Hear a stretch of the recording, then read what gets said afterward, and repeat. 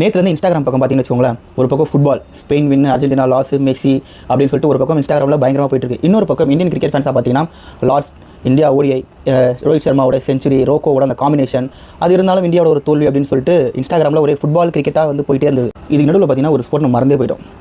PV சிந்து அவர்கள் வந்து Japan ஓப்பனில் வந்து சாம்பியன்ஷிப் டைட்டில் அடிச்சிருக்காங்க. ஆக்சுவலாக ஜப்பான் ஓப்பனில் இது வரைக்கும் ப்ரைஸ் வின் பண்ண ஒரே ஒரு பிளேயர் இவங்க மட்டும்தான். இவங்களை பற்றி கடைசி 2 வருஷமாக வந்து எந்த நியூஸுமே இல்லை. காரணம் வந்து கடைசி 2 வருஷத்தில் நடந்த எந்த ஒரு லீக்லையுமே வந்து இவங்க ப்ரைஸ் வந்து வின் பண்ணவே இல்லை. இன்ஃபேக்ட் குவாலிஃபை கூட ஆகல ஃபைனலுக்கு வந்து. ஒரு பக்கம் யோசிச்சு பாருங்களேன், 2016 ஒரு சில்வர் மெடல், 2020 வந்து ஒரு பிரான்ஸ் வின் பண்ண ஒரு பிளேயர். அவங்கள பற்றி பெருசாக பேசவே இல்லை. ஆக்சுவலாக இந்தியாவில் வந்து பேட்மிண்டன் வந்து ஒரு ஃபேமஸான ஒரு கிரேஸ் ஆனதுக்கு மிகப்பெரிய காரணமே இவங்க தான்.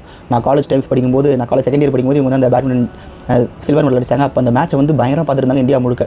ஸோ அப்படி இருந்த ஒரு பிளேயர் வந்து கடைசி 2 வருஷமாக எந்த வித மெடலுமே அடிக்கல, எந்த வித ப்ரைஸும் அடிக்கல, இன்ஃபேக்ட் ஃபைனல் கூட குவாலிஃபை ஆகலாம். அப்படிங்கிறப்போ அவங்க இந்த ஜப்பான் ஓப்பனில் வந்து டைட்டில் அடிச்சிருக்காங்க. அந்த நியூஸ் வந்து இந்த கிரிக்கெட்டுக்கும் ஃபுட்பாலுக்கும் நடுவில் மாட்டிட்டு அந்த நியூஸ் பெருசாக பேசப்படவே இல்லை. ஆக்சுவலாக நம்ம பண்ணுற பெரிய தப்பு இதுதான். எப்பவுமே வந்து ஃபேமஸாக இருக்க விஷயங்களை திரும்ப பேசி ஃபேமஸ் ஆகிறமே தவிர, இந்த மாதிரி எல்லா நியூஸையும் நம்ம எடுத்து பேசி ஆகணும், எல்லாத்தையும் ஸ்ப்ரெட் பண்ணணும், எல்லாத்தையும் வந்து வைரல் ஆகணும். இப்போ இந்த நியூஸ் பார்த்திங்கன்னா வந்து பெருசாக யாரும் பேசவே இல்லைன்னு சொல்ல, பெருசாக இப்போ ஃபுட்பாலுக்கும் இந்த கிரிக்கெட்டுக்கும் கொடுக்குற அந்த அளவுக்கு ஒரு ரெஸ்பெக்டையும் ஒரு வைரலையும் நம்ம வந்து இந்த மற்ற கேம்ஸ் கொடுக்குறதில்ல அப்படிங்கிறத என்னுடைய ஆதங்கம்.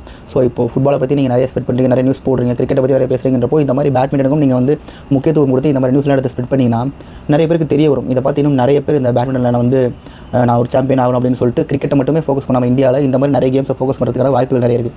ஸோ இந்த நேரத்தில் வந்து ஃபுட்பாலுக்கு எந்த அளவுக்கு நம்ம சப்போர்ட் பண்ணுறோமோ, கிரிக்கெட்டுக்கு எந்த அளவுக்கு சப்போர்ட் பண்ணுறோமோ, அந்த மாதிரி பிவி சிந்துவோட இந்த விக்டரி வந்து நம்ம கண்டிப்பாக செலிப்ரேட் பண்ணி ஆகணும். இன்ஸ்டாகிராமில் இந்த டைமில் வந்து பிவி சிந்துக்கு வந்து நம்மளுடைய வாழ்த்துக்கள் சொல்லிக்கலாம். ஆஃப்டர் 2 இயர்ஸ் வந்து ஒரு பயங்கரமான ஒரு டைட்டில், இது வந்து அவங்களுக்கு ஒரு மிகப்பெரிய ரிலீஃபாக இருக்கும்னு சொல்லிட்டு நம்பலாம். பரவாயில்ல, இந்தியாவில் வந்து கிரிக்கெட் ஒரு பக்கம், இந்த மாதிரி பேட்மிண்டன், இன்னும் ஃபுட்பால், இந்த மாதிரி நிறைய விஷயங்கள் வந்து இந்தியாவிலேருந்து போய் நிறைய கப்படிச்சாங்கன்னா நமக்கு சந்தோஷமாக தான் இருக்கும். ஹோப்ஃபுல்லி எல்லாமே வந்து ஃபியூச்சர் நடக்கும் நம்புவோம். இந்த நேரத்தில் வந்து பிவி சிந்துக்கு வந்து நம்மளுடைய விஷயத்தை சொல்லிப்போம். ஓகே.